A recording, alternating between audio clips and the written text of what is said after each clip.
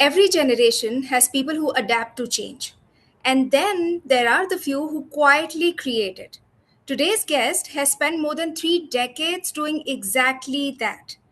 Mike Pell is an envisioneer, author, and disruptor. He had a legendary career at Microsoft, most recently leading the Microsoft Garage in New York City, the company's worldwide innovation program that helped turn bold ideas into reality. Throughout his long career, Mike has always pushed well past what was thought to be possible. He invented Adobe Acrobat and PDF, one of the most widely used digital formats in history. He's done pioneering work in advanced visualization, search, mobile, spatial, and productivity, which helped shape the daily experiences that hundreds of millions of people use every day. He also has more than 20 US patents guaranteed. Mike is the author of 3 acclaimed books: Envisioning Holograms, The Age of Smart Information, and Visualizing Business, which are all connected by one belief. Although there is great power in using technology to amplify our own thoughts and imagination, it's never about the technology, it's always about the people. I've had the privilege of meeting Mike through NYU, and every conversation leaves me with the same feeling. He's one of those rare people who doesn't just answer questions, he changes the questions you're asking. So today, I don't want to spend an hour predicting the future. I want to understand the person who spent a lifetime imagining it. Mike, I'm so thrilled. Thank you for doing this. Welcome to Unapologetic Me. Thank you. Can't wait to get started. Alrighty, now we often meet people at the height of their careers, after the titles, after the recognition, after the world knows their name. But I'm always curious about the version that came before all of that. So let's start there. Who was Mike Pell before Microsoft, before Adobe, before patents? What fascinated you as a child that still fascinates you today? I was an artist. I love to draw and paint and sketch and build models and just put things together. So I was always very creative as a child. But I also absolutely loved space travel. I used to watch all the Apollo flights. I wanted to be an astronaut. That was the greatest thing I could ever imagine for wanting to be. And then to this day, I still love the space program and have that interest in science and technology and adventure, seeing how far the human spirit can push us. Love it. Was there a moment growing up when you realized you didn't just enjoy technology and you saw the world very differently? I think I've always seen the world a bit differently, meaning I've had vision. I've been able to sort of see into the future, see a bit beyond what we were all looking at currently. And so that has been throughout my entire career that I can remember. Now, Mike, as we understand, in our growing up years, our parents have a huge influence in shaping our beliefs and the way we see the world and developing a perspective.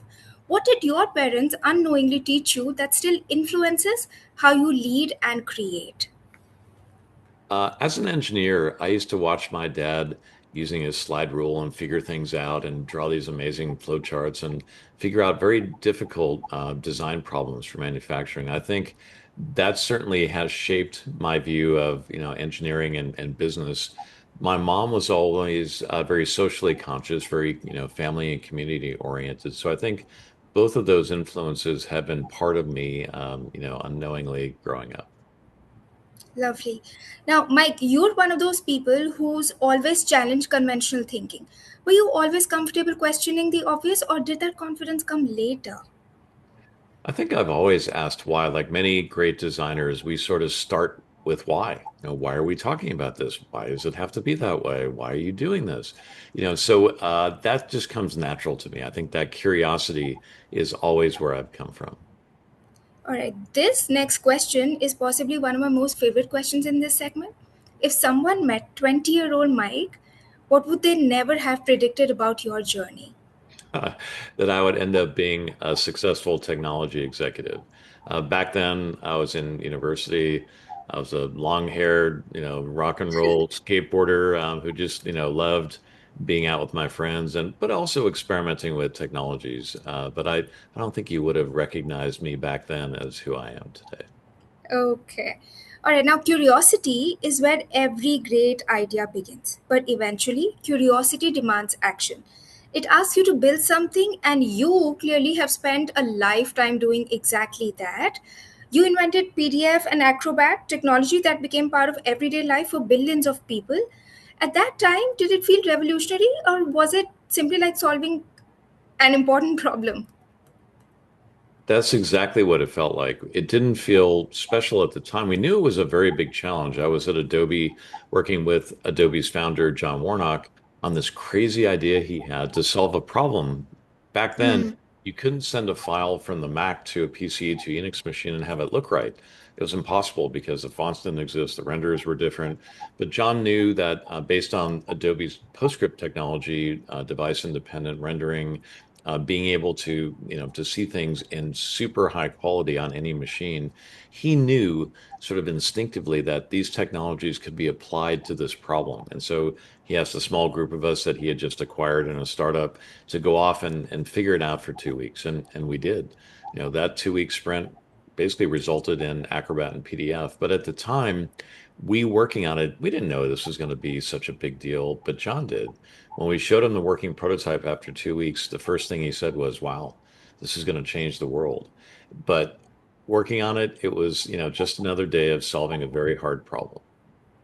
And so John was right, it did change the world. But looking back now, what did creating PDF teach you about innovation that no book ever could?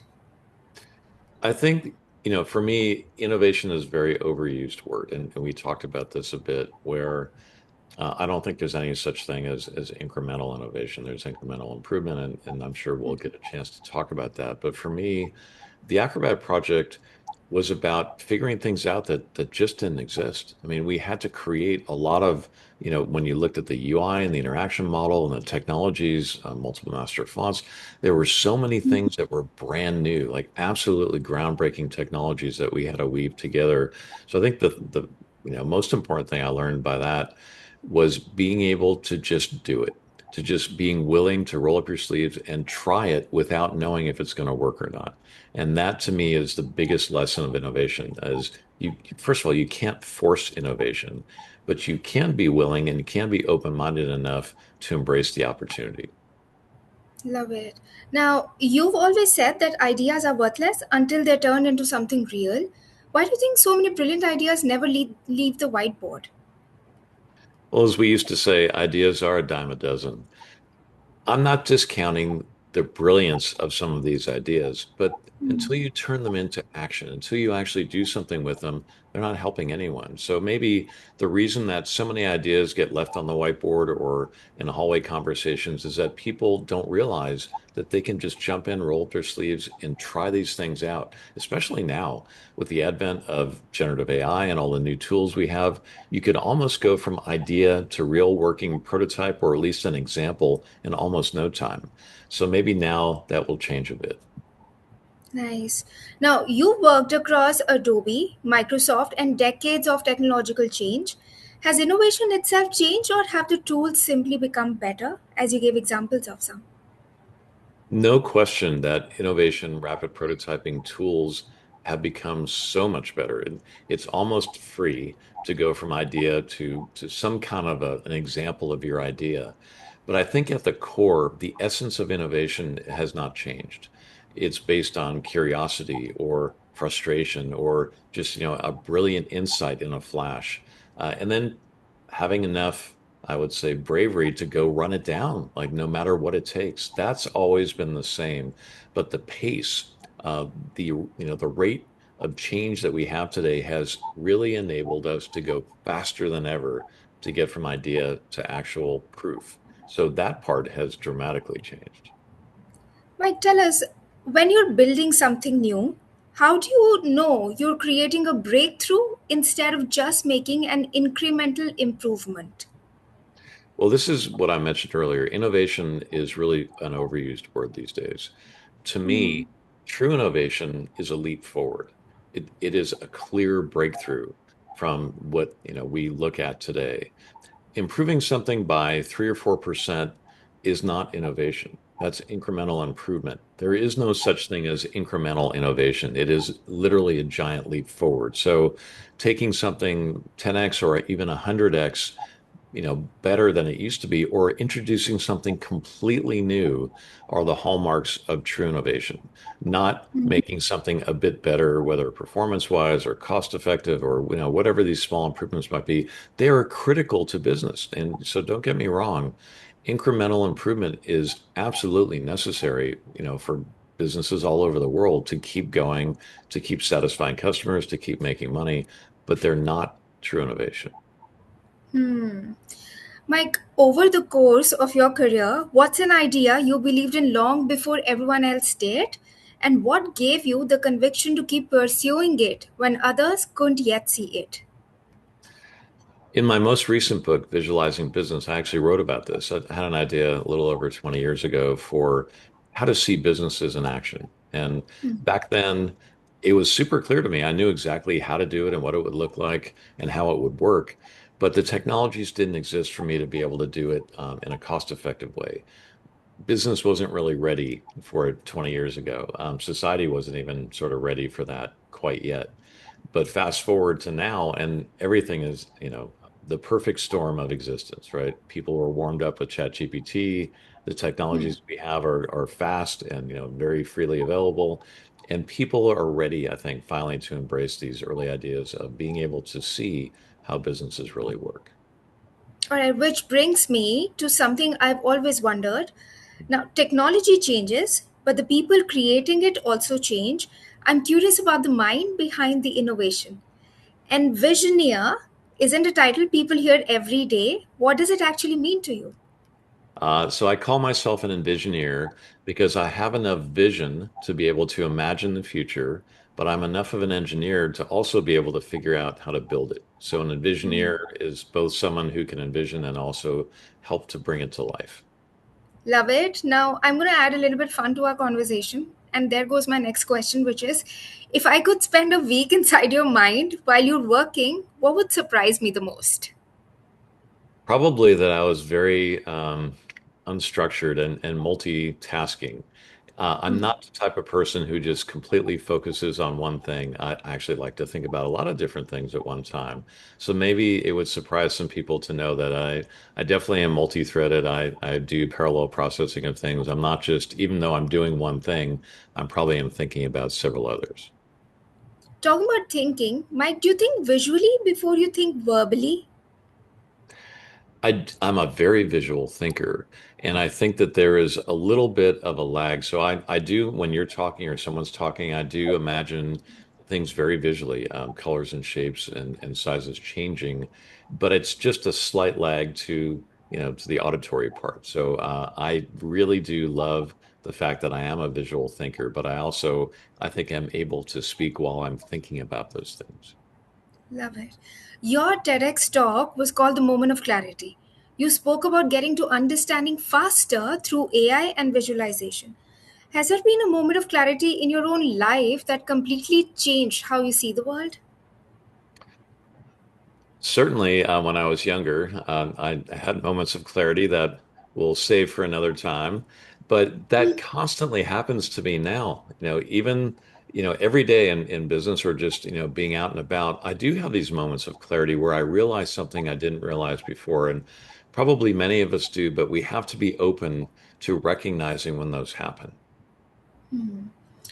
Mike, you often speak about making the invisible visible. What do you think is the most invisible problem in business today?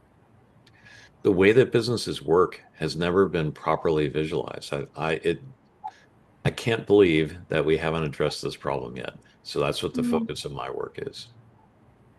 Now, I'm going to shift the focus to your books, which Mhm. almost feel like chapters of one evolving philosophy. I want to understand how that philosophy has changed over time. Looking at your three books, Envisioning Holograms, The Age of Smart Information, and Visualizing Business, how has your own thinking evolved from one to the next? For me, they were a very natural progression. The funny thing is, the books were written out of order. Envisioning Holograms was 2017. That was the first one when the Microsoft HoloLens had just come out. And that was really about helping people to understand how to think spatially, how to think, and act and experience this new possibility of seeing digital artifacts in the real world, mixed reality. That was great. The second book The Age of Smart Information was about what happens when words come to life, when the whole universe behind paragraphs and papers and movies and documents, when they actually are able to be explored. And then Visualizing Business, the third book, which I just wrote a few years ago, is exactly what we just talked about. How do we see all the processes and models and systems of business, in a living, breathing way? But the truth is, Visualizing Business is really in the chronology, sort of the second book. That's what's happening right now. The Age of Smart Information is what's going to happen next after generative AI and simulation take hold. So they're a little bit out of sequence, but the same idea sort of goes throughout. Technology is really something that we will use to amplify our own imagination. So let me ask you, if someone only had time to read one chapter from each book, what would you want them to take away? In the first book, Envisioning Holograms, the thing I would want them to take away is your imagination is the best prototyping tool we have at our disposal. It's the fastest and cheapest, and by far the highest quality. In the second book, The Age of Smart Information, the idea is that information does have a life of its own. There's so many different layers and levels to it that we understand but don't usually see. And in Visualizing Business, it's that business is so chaotic and transformative and dynamic, yet we always represent it with static charts and graphs and spreadsheets when in fact it's living and breathing. And we will change that so that you can finally see all that. Mike, has writing ever forced you to change your own mind? I think that my writing has helped me to clarify some of my thinking, but it's Hmm. more reading other people's writing that has certainly changed my mind about a lot of things. I love to hear other people's perspectives and expertise, and that certainly has helped to inform mine. Love it. All right. What's an idea you were absolutely convinced about 10 years ago, but you no longer believe now? At the time that I wrote my first book, Envisioning Holograms, I was convinced that the world of business would embrace this idea of digital artifacts or holograms being something that was useful, not necessarily having to wear bulky VR headsets because nobody really wants to do that. But I thought that we Yeah. would integrate them into our everyday, let's say, like productivity more than they are now. Now, you introduce concepts like 4D business. How do you balance visionary thinking with making those ideas practical enough that leaders can actually use them? Well, in the case of 4D, or adding the element of time to a 3D spatial environment, which is something that we have ignored for some reason, but is so incredibly important. Even taking an idea like that, you have to make it connected to what's happening right now. You have to be present and part of what businesses are dealing with today and not sort of sowing like a greenfield idea that is, so many years ahead that it really doesn't matter to what's happening for everybody in the moment. And so I think that that's always the key. You can have these amazing new ideas. You can think of Hmm. very different ways of working, but you have to be able to present it within the current context, within, what's happening for them right here and right now. All right. Now, Mike, as you know, that almost every conversation about technology becomes a conversation about AI. I'd rather make this conversation about people. Everyone asks where AI is going. I'm more interested in asking where do you hope humanity is going alongside it? I hope that people realize that AI, like every other technology that's come before it, is really something to help enhance what we do as people. It can amplify our best ideas. It can accelerate getting things done. It can be used as an idea generation board. It can be used as something to help us as a teammate or as a trusted advisor. But it is for us.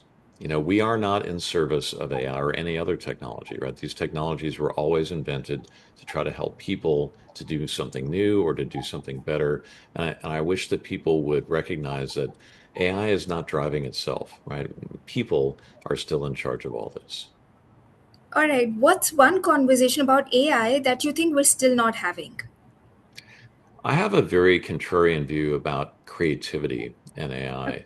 Many people will say humans, are the absolute most important part of everything we're doing. And I don't disagree with that because, I'm a people person. But I think that they don't realize that the machines will be able to mimic human creativity and human judgment and human taste before too long. It won't be the same as dealing with a person because people are so completely random and have feelings and emotions and a whole lifestyle, a whole background of experiences. But I do believe that we will become good enough at modeling feelings and emotions and what it feels like to have skin in the game that the machines will actually do a pretty great job of being creative in the way that we think of people being creative. Hmm.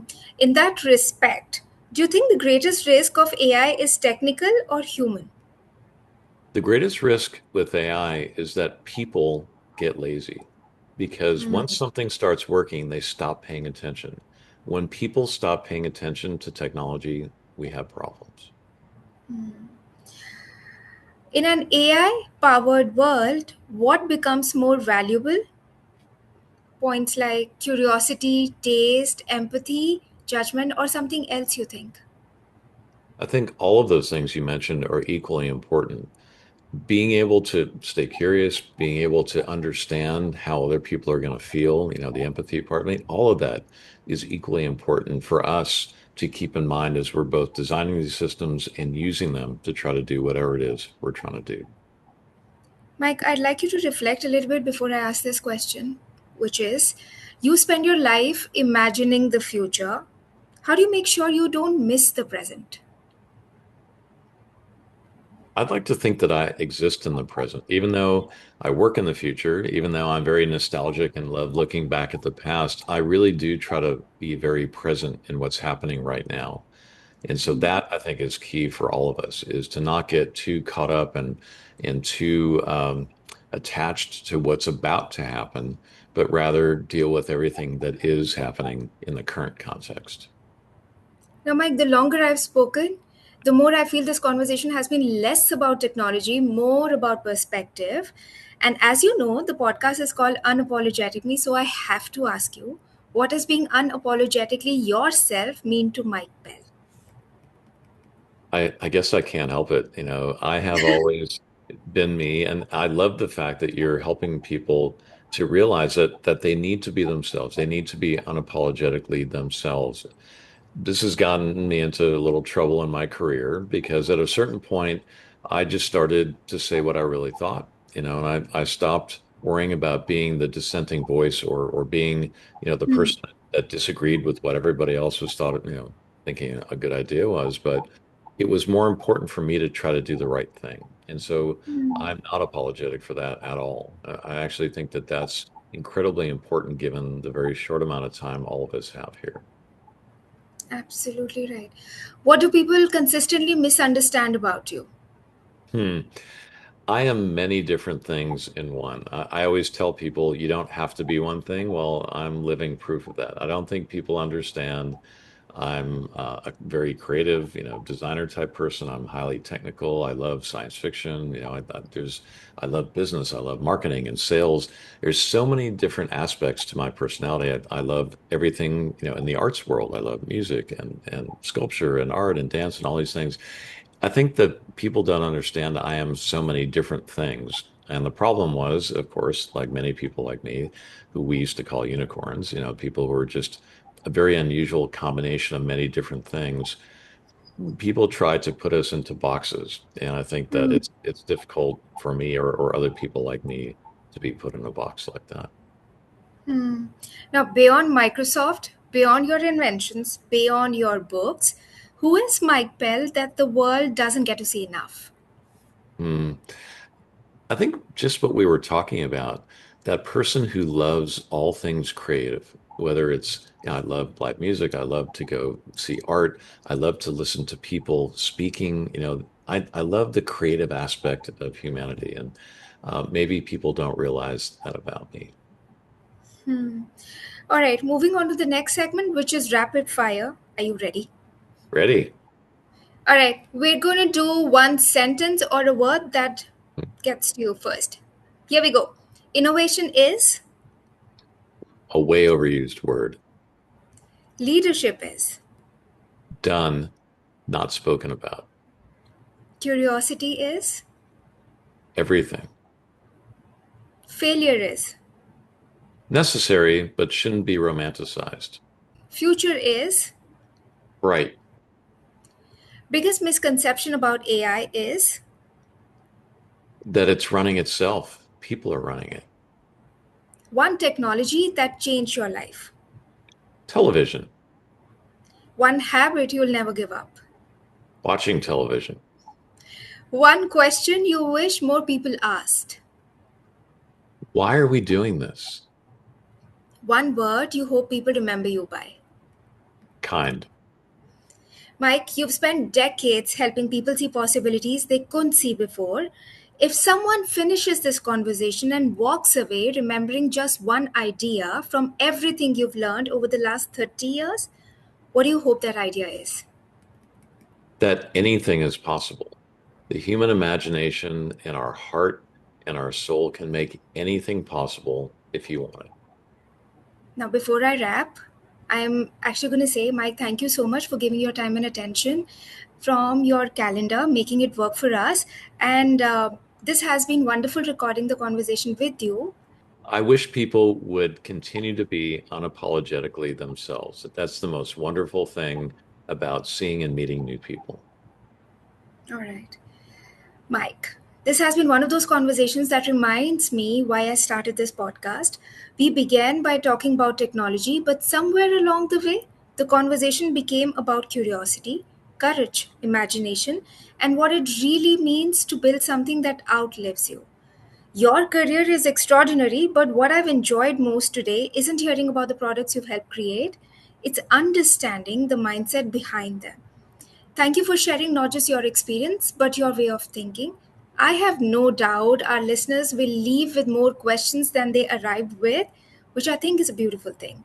And to everyone listening, if this conversation challenged the way you see innovation, leadership, or even yourself, share it with someone who loves asking better questions. If you enjoyed today's episode, don't forget to subscribe, leave us a review, and share it with someone who'd love this conversation. Until next time, I'm Ekta Khurana, and this is Unapologetic Me. Thank you.